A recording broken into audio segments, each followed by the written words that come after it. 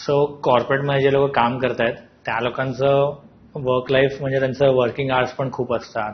एका ठिकाणी बसून काम करतात. आता वर्क फ्रॉम होम आलंय तर त्यांना 8 तासाची 10 तासाची ड्युटी पण नाहीये.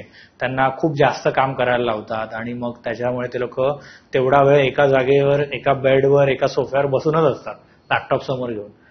आणि मग त्यांचंही स्ट्रेस वाढतोय. त्यानंतर तुमचं बॉडी पोश्चर मला वाटतं तो एकाच जागेवर असल्यामुळे त्याचाही त्रास होत असणार त्यांना. तर ह्याच्यासाठी आणि ह्याच्यातून ओव्हरकम करण्यासाठी काय तुम्ही सांगाल? बरोबर आहे तुमचं की कॉर्पोरेट्समध्ये एका ठिकाणी मेजरली IT सेक्टर जे कम्प्युटरवरती मेजरली काम करतात त्यांची ती पोस्चर एक ठराविक होऊन जाते की एकतर कीबोर्ड तुम्ही हँडल करत असता, मग पाठ खाली, स्क्रीन समोर, कीबोर्ड खाली, लिहायचं खाली. सो ऑटोमॅटिक एक कर्वेचर येतो बॉडीमध्ये, बॅकमध्ये. तर what you can do is we can simply give intervals 1-2 तासाच्या याच्यावर रिमाइंडर्स टाकू शकता तुम्ही आणि 2 तासाच्या वरती रिमाइंडर्स टाकायचे and allow yourself to come back, stretch yourself properly back behind. हात आपले मागे घेऊन प्रॉपरली स्ट्रेच करू शकता आणि shoulders, main shoulder activity, shoulder roll out, shoulder roll in, neck movements right left up down, ह्या सगळ्या ज्या गोष्टी आहेत ह्या ठराविक पिरियॉडिक इंटरव्हल्स वरती केल्या तर त्याच्याने खूप फरक पडतो. दुसरी गोष्ट जी आहे ती म्हणजे लोअर बॅकच्या साईडला एक छोटं पिलो, लोअर बॅकला, not the upper back but lower बॅकला पिलो सपोर्टिंग असेल तर that helps a lot to give them a proper cushioning effect at the tail bone किंवा बॅक, लोअर बॅकच्या इथे. आणि ते समजा असलं तर it helps to make your posture properly upright. आणि जेवढी अपराईट पोश्चर असेल आणि जेवढ्या अपराईट पोश्चरमध्ये ते काम करतील तेवढा त्यांचा तो त्रास कमी होईल. ह्याच्यात दुसरी एक गोष्ट ते करू शकतात की त्यांची जी PC पोझिशन आहे ती त्यांच्या म्हणजे त्यांच्या work station should be properly decided. म्हणजे आय लेवलला प्रॉपर स्क्रीन लेवल, हाईट किती असेल, हाईट आणि ह्याच्याप्रमाणे. म्हणजे समजा शॉर्ट व्यक्ती असेल तर तिला ते खूप कठीण जाईल आणि टॉल व्यक्ती असेल तरी तिला ते कठीण जातं कारण that person has to go down and watch or short person has to go up. So तो एक भाग from the corporation company organisation point of view they can do it. आता दुसरा प्रश्न म्हणाल तर तुम्ही म्हणताय की घरी, तर घरी try giving your self a point. Even तो कॉर्पोरेट ऑफिसेसमध्ये सुद्धा करू शकता तुम्ही.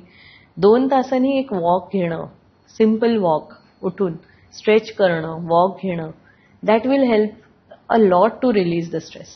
पण ते लक्षात नाही राहत कारण कामच एवढं असतं, तंद्रीत असतात. आणि म्हणून मग मी म्हटलं की अलार्म्स तुम्ही लावू शकता की ठीक आहे अलार्म लावा की एक अवेअरनेस येतो की अरे उठो, जस्ट वॉक अराउंड. दुसरं मी बऱ्याचदा माझ्या स्टुडंटना, पेशंटना सजेस्ट करते की तुमचे मीटिंग कॉल्स असतात, मीटिंग हे असतात, तर that you can take it while walking when you don't need the documentation, you are just speaking or you are just listening. That time you can simply walk and you can cover your, म्हणजे एक activity होते, exercise होतो आणि एक movement होते. नुसतं बसून एका ठिकाणी बसूनच तो कॉल घ्यायला पाहिजे, not needed, absolutely not needed ना. ते आपला चॉईस आहे. बरोबर. ऑफिस सेटअपमध्ये वी कांट, म्हणजे आपण आपली लाईव्ह फिजिकल मीटिंग असेल तर नाही हे करू शकत, पण त्याच्यातही बायो ब्रेक्स असतात किंवा आपण पिरियॉडिक ब्रेक्स घेणं गरजेचं आहे. आणि there is something which I really want to stress upon की there is nothing wrong in taking a break. हे लक्षात येणं गरजेचं आहे. आम्ही काम करून हे निपटवून टाकायचं किंवा आम्ही कामच करतोय हे जे आपण बऱ्याचदा घेतलं जातं की नाही आम्ही खूप काम करतोय, रात्री 12-12 वाजेपर्यंत, 1-1 वाजेपर्यंत आमचं काम चालू असतं. पण instead of that if you are taking a proper break, लवकर व्यवस्थित काम सुरू करताय आणि नंतर संपवताय, that is going to help you in your own health rather than life. पेक्षाही हेल्थ प्रॉपर असेल तर life is also going to be proper. Right. So neck पेनसाठी पण, नेक पेनसाठी जेव्हा दुखत असते ना तेव्हा कूल पॅक लावणं विल हेल्प, कारण ते मसल्स दुखत असतील.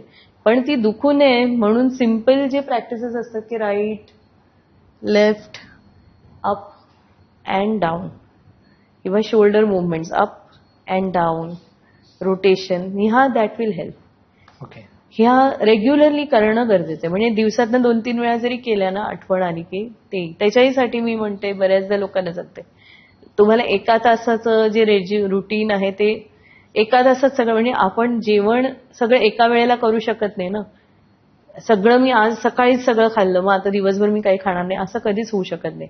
आपल्याला सकाळी लागतं, दुपारी लागतं, रात्री लागतं. आपले जे मील पोर्शन्स असतात सेम वेज आपल्याला सगळ्या लेव्हल्सला ऍक्टिव्हिटी लागते. सगळी मी ऍक्टिव्हिटी सकाळी 1 तासात करणार आणि मग नंतर मी दिवसभर बसून राहणार. That is not going to help. So somewhere you will have to bring again the balance. तिथेच तो योग आहे. योग इज ऑल बॅलन्स.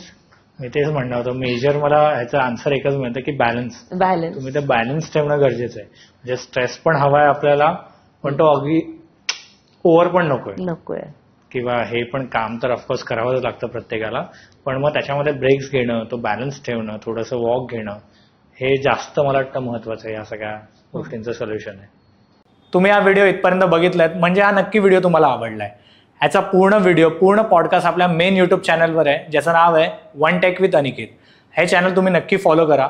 आणि इंस्टाग्रामवर आम्ही बऱ्याच रील्स ह्या व्हिडिओच्या अपलोड केलेल्या आहेत, त्या पण तुम्ही सगळ्या बघा. आणि वन टेक विथ अनिकेत हे इंस्टाग्राम चॅनल पण फॉलो करा.